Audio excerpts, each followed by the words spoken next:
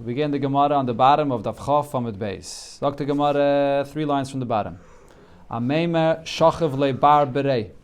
A Meimer had his grandson that passed away. Kara ilavei. So he tore kriya for the passing of his grandson. And then what happened? Asa berei, his son came in front of him, Kara ba'apei, so he tore kriya again in his presence. This is behemshich to what we had in the Gemara before, that when someone that is sitting shiva and you're also sitting shiva together with him, so that's in his presence, dafka. So the fact that he tore kriya before, not in his presence, was not enough. So then he tore kriya again in his presence. And then he realized again, another thing, that itker de miyushev kara, that he realized that he tore kriya in his son's presence when he was sitting. And you're supposed to tear the kriya standing. So then, he got up, and kara mu'ummad. And he tore kriya a third time while it was standing. So the Gemara now brings the source for this. From where do you know that the kriya must be done when you're standing? So he said, because the pasuk says, and when Eve's children passed away, he got up and he tore his garment. So it says, Vayakam, he got up.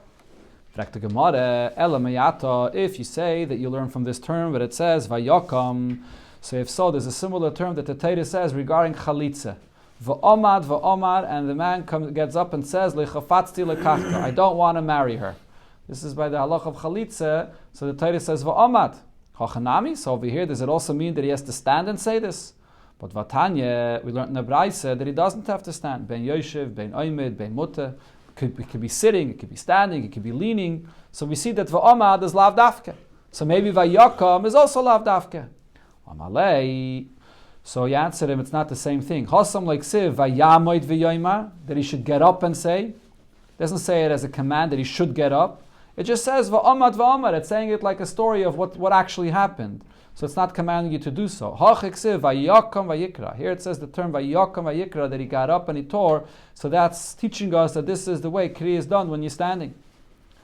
Rami Bacham also said, from where do we know that Kriya is done standing? The pasuk says Vayakam Vayikra. So the Gemara asks him this. It's not a good source. Dilme milsa yiserta hu da'avet. Maybe what Eve did, that he got up and tore, the getting up is something which is extra and it's not a chiyuv, but he did so anyways. How do you know that what he did is a chiyuv, that we learn from there that it's required to be done this way? And the Gemara says, I'll prove this to you. If you're not going to say that when Eve was grieving, he did things that were extra, that are not an obligation, it says that he tore the hairs out of his head. Hachanami, are you going to say also that this is an obligation? It's not. So if it's not, so then how could you say that you learn from Vayakam that you get up and do Kriya, that is an obligation? Elo, so therefore the Gemara Taka says, you're right, we can't learn from Eov, we learn from somewhere else. Mehacha, we learn from here. It says by David HaMelech, Vayakam HaMelech Vayikres Begodov. When Avshalom was killed, so David HaMelech got up and tore his garments. So it also says Vayakam. Okay, and the Gemara asks the same question, but the Dilme, Milsi Yiser David. Maybe what David did, that he got up and tore Kriya, that was something that was extra, not required. And again, the Gemara proves this. If you're not going to say that David HaMelech did something extra, it says that Vayishka Varza, that David HaMelech lied, he was sleeping, he went on the ground. Hachanami, so you're going to say that this is something that we learn from there, that an oval has to lie on the ground? But Vatanya, we learned in Abraisa, it says, Yoshav al gabi mitte, if you sit on a bed, or al gabi kisei, on a chair, al gabi udyaini, on udyaini, which is, there's a few pshatim, and there's either a large mortar, or it's a cover from a pit. So he sits on top of this, or then, in the parentheses here, the girsa that we have is not, the girsa that they have over here is, supposed to read this, Gedayla mikulan amru al fil al gabi karka. And even more than this, even a person that sits on the ground, or lies on the ground, he's still not Yitzes Chiyuv of mourning. So what does this mean, that he was not Yitzes Chiyuv of mourning? V'amar Rabbi Yochanan, Shulekiyim Kfiyas Hamita. The main Chiyuv of an oval is to turn over his bed. So what is the Gemara proving from this Braisa? So Rashi and Taisus over here explain the Pshat is that the Gemara is saying the main thing is the obligation of an oval is to turn over his bed and then he could lie in his bed. But if he does not turn over his bed, he just sits on the bed as is, he's not Yetzes Chiv of Avelus. But you don't have an obligation to lie on the floor. Once you turn over your bed, you can lie in the bed. And by David HaMelech, what does it say? That he lied on the floor. So how could you learn out from David HaMelech regarding that he stood up and did Kriya if you see that he did more than what the Chiyuv is? Amalei, so you answered him, when it says by David HaMelech that he lied on the floor, it doesn't mean literally that he lied on the floor. El Amalei ke'en arza. It's as if he was lying on the floor, because he turned over the bed and he lied on it, so therefore it's as if he was lying on the floor. So David HaMelech actually did follow the halachis of Avelos the way we do it, and therefore we could learn from David HaMelech the halacha of Avelos, of Vayikra Begadav, that he did it Vayokam, that he was standing. Tana Rabbanan, here there's a Braisa that brings Bechlal all the things of Avelos. Elu Dvarim Shavalasa, these are the things that Avalon is not allowed to do behen. Asa b'melacha, he's not allowed to work, a b'rechitzet, to bathe himself, a b'sichet, to anoint himself, a b'tashma shamita, marital relations, a b'nil sasandal, wearing shoes, v'asa likris b'teire, b'neviim, b'chsuvim, he's not allowed to learn from Tanakh. The Lishna is b'mishnah, or to learn from Mishnayis, or b'medrish, or b'halachis, b'ashas, or to learn anything from Shas. Or another gerse over here is b'talmud. B'shas Gemara means to learn from the Gemara, or b'agadis, and all the other agadis, all the other medrashim and the agaditis. But for him, if the person that's an oval is someone that many need him, he teaches Torah, then ein nimna, then he doesn't hold himself back of teaching Torah. And the Gemara brings a story. Rabbi Yosi's son in Tzipayri passed away. And he came into the Beis Medrash and he darshened the entire day. The Gemara brings another incident. Rabbi Barbachana Isra Bei Milsa. Rabbi Barbachana was an oval. Savar the Leila Meifik Leperke. So he thought not to go out to the drasha, to the shiur that he gives every day. Amalei Rab Chanina. So Rab Chanina told Rabbi Barbachana that we learned that him Hayarab Tzrichim Loyen Nimna. That if many need you, you teach them Torah, so then you don't hold yourself back from going. So now Savar Loikmi Amayre Aleha. So he thought that he would teach the way he usually does in those times when they would teach Torah. So there was the Rosh Hashiva that would teach, and then there was an Amayra. There was someone that would interpret and say over what he said for everyone. So he thought that he would teach in the normal way with an Amayra, with someone that interprets and explains for everyone.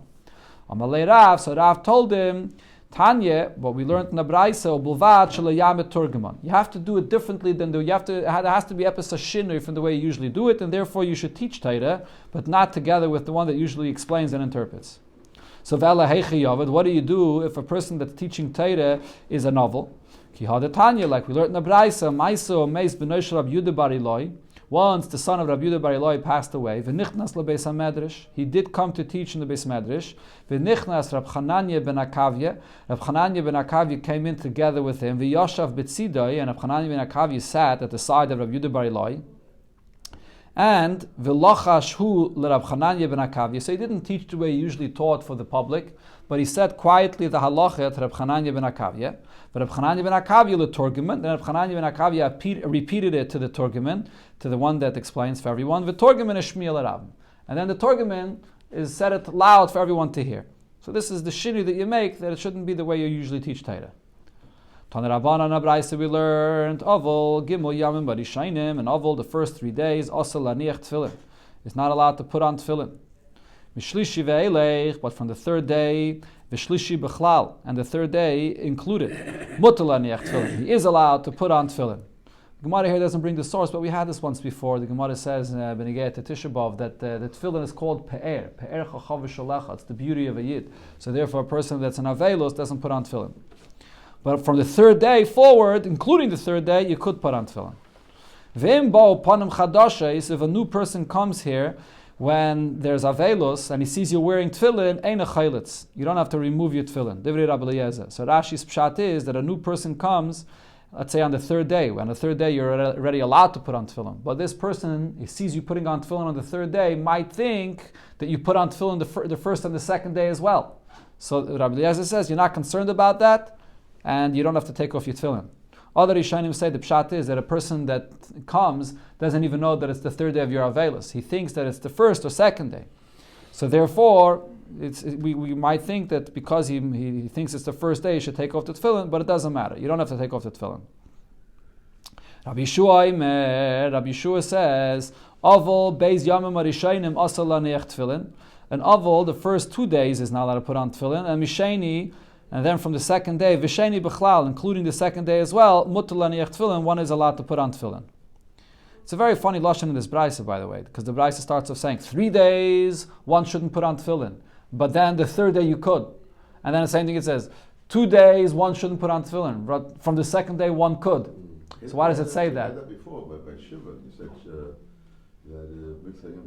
oh, so it's exactly the answer. That Rishonim say that when it says 3 days not, but on the third day one could, it means 3 days not, and in the morning on the third day he still shouldn't put on. But then miktas hayom kekule, and then later in the third day one's allowed. And the same thing regarding the second day. Later in the second day one is allowed. And in Baal Panim Chadashais, but Rabbi Yeshua, so he says the one could put on tefillin earlier, but if a Panim Chadashis comes and sees one wearing tefillin, so he might suspect that one put on tefillin already from earlier, also, so then chaylitz. So the tefillin has to be taken off, so that person shouldn't suspect that you were putting on tefillin as an oval from the first day. So the Gemara Amar Masne, my time the Rabbi Eliezer. Why does Rabbi Eliezer say that you have avelus for 2 days and only on the third day one could put on tefillin? It says Yemei, the days, that there were 2 days of crying for Moshe Rabbeinu when he passed away. So we see that 2 days is the main crying for the avelus, and then on the third day one could put on tefillin. Amar Aveine, my time with Rabbi Yeshua. Why does Rabbi Yeshua say that only 1 day one can put on tefillin, but already on the second day, later in the day, he could? That later it's going to be a bitter day, and it uses the singular term. 1 day is the main avelus is the first day, and the second day one could put on tefillin already. According to Rabbi Yeshua, doesn't it say Yemei by Moshe? Malach, I'll answer you, Shani Moshe the Tokef Evle. By Moshe Rabbeinu it was different. When Moshe Rabbeinu passes away, the mourning was much stronger than usual. Rabbi Eliezer nami haksiv achrisa ki yoymar. According to Rabbi Eliezer, doesn't it say achrisa ki yoymar, which means that just 1 day, the first day is the avelus that you can't put on tefillin? So the Gemara answers, ikir merire chad yoymahu. It uses a singular term because the main bitterness of the avelus is the first day, but the second day there's also avelus that you can't put on tefillin. Amar Ula, so Ula said, halacha ke Rabbi Eliezer b'chalitza. The halacha is like Rabbi Eliezer regarding chalitza. What did Rabbi Eliezer say? That if someone comes on the third day and sees you wearing tefillin, so one doesn't have to remove the tefillin. Halacha ke Rabbi Yeshua b'hanocha. And the halacha is like Rabbi Yeshua regarding putting on the tefillin, that one could put on the tefillin already on the second day. Ibayu luhu, but the question was asked, b'sheni lu'ula. On the second day, according to Ula that said that we paskin like Rabbi Eliezer regarding that you don't have to remove the tefillin, and we paskin like Rabbi Yeshua that one could put it on the second day. How about on the second day, according to Ula, if one put on the tefillin and there's someone else that sees you wearing the tefillin, on that day, are we concerned about this? Chaylitz or yena chaylitz? So you have to take off the tefillin or not? Rabbi Yeshua, when he said, again, Rabbi Eliezer, when he said that you don't have to take off the tefillin if someone else sees you wearing the tefillin, that was benegaya to the third day. How about benegaya to the second day? Toshamas, the Gemara brings a raya. Omar Ula himself said, Chaylitz umaniach afilim mei pamim, that an oval would have to take off his tefillin and put them back on even 100 times. Meaning that if a person comes and sees an oval wearing tefillin, so he removes his tefillin, and then when that person leaves, he puts it back on. And when someone else comes, so the oval takes off his tefillin again, and then he puts it back on, even if it happens 100 times. So we see that even according to Ula that said that the halach is like Rabbi Eliezer, that the oval does not have to remove his tefillin, that's only on the third day that he doesn't have to remove the tefillin. On the second day, the oval would have to remove his tefillin even 100 times. Tanya Namiyachi, it said this in a brayse as well. Yehuda ben Teima, Oime chaylitz umaniach afilim mei pamim. An oval removes his tefillin and he puts it back on even 100 times, and this would refer to the second day of the avelus when someone comes. But Rava argues and says, Kivin sheiniach shuven chaylitz. Once an oval puts on tefillin, which includes even the second day, he puts on the tefillin and he doesn't take off the tefillin again. So Rava here is paskening like Rabbi Yeshua, that an oval puts on the tefillin already on the second day, doesn't have to wait till the third day, and once he puts it on the second day, he doesn't have to be concerned about anyone seeing him wearing the tefillin.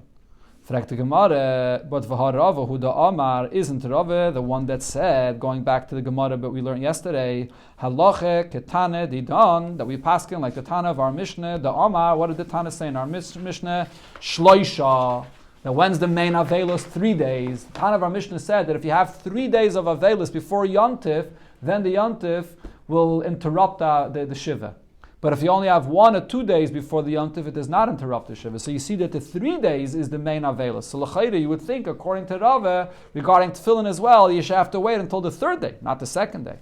So the Gemara answers, no, it's not the same thing. Mitzvah shani. Regarding putting on Tefillin, which is a mitzvah, you're allowed on the 2nd day.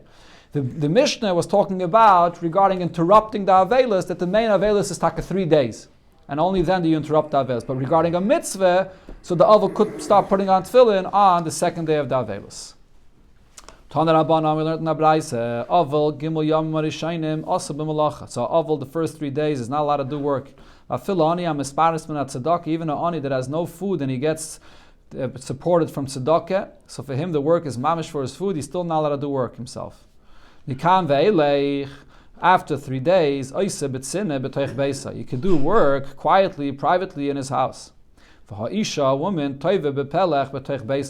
so she could do her thread needlework in her house quietly and privately. Another brayse we learned the halachas of an avel. So avel gimel yam marishainim, the first 3 days of avelos, eina haylech lebeisa avel. So he cannot go to visit another house of an avel, of a different avel. Mikan ve'elech haylech. After 3 days, he could go to a house of another Avel. When he goes to a house of a different Avel, he doesn't sit amongst the Menachmim, amongst the people that are coming to console this Avel. He sits together with those Avelim there that are getting consoled. Tana Rabbanan, we learned in another Braise, Avel Gimel Yomim Marishainim. So on Avel, the first 3 days, Aser b'she'ilas Shalom. He's not allowed to greet people with Shalom, with peace. B'shloisha v'at Shiva, from the 3rd day until the end of the Shiva. Meishiv, he could respond, he could answer someone that greets him, but ve'en shayil, he could not ask, he shouldn't initiate to greet someone. Mikan ve'elech, from after the Shiva, shayil u'meishiv kedarkai. He can greet and he can respond the way he usually would from there until the Shloishim, or there from there forward, he can shayil and meishiv regularly.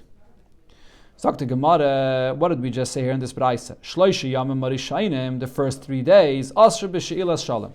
Avel is not allowed to greet people, he's not allowed to tell them Shalom. Dr. Gemara, but Vatanya, we learned the following story in a Braise. Maise, that once happened, Umeisu Banov Rabbi Akiva's children passed away.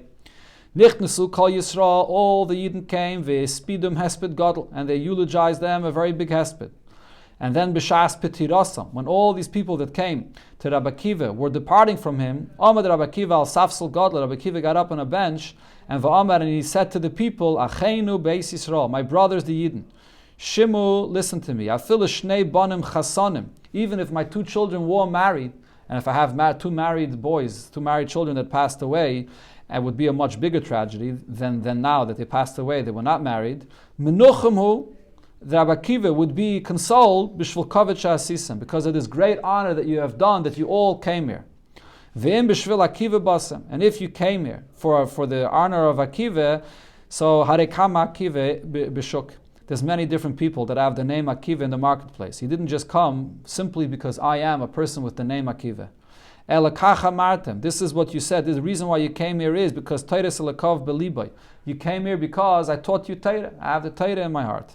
The kol shekain, so most definitely shescharchem kofel, that your reward is double for coming here, for the honor of Torah.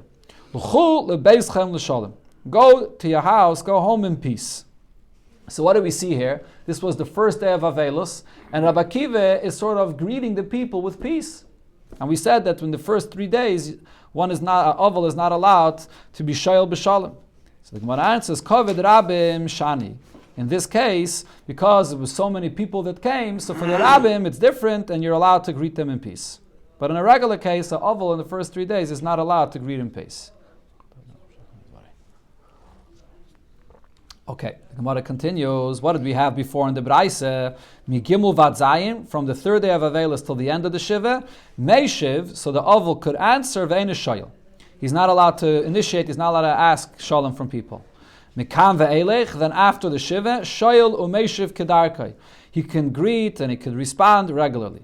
Frak the Gemara, I'll ask you a stira from what it says in this Braisa. Hamoitze es chaveiroi, oval, you find a friend that's an oval, betoich lamed yoim, if it's within 30 days, medaber imei tanchumen, you still speak to him, you could be menachem oval within 30 days.